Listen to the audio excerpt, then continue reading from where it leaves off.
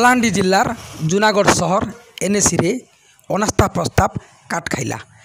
बारंबार अनास्था प्रस्ताव बातिल होता जनसाधारण मन में दुख आघात देउछि। प्रथम थर 1 तारिख दिन अनास्था प्रस्ताव अतिरिक्त जिलापाल न आसवा फल काट खाइला एवं द्वितीय थर 9 तारिख डेट बाहरी 9 तारिख मध्य निर्वाचन परिचालन दायित्व अतिरिक्त जिलापाल तन्मय कुमार दरवान न आसबार स्थगित है।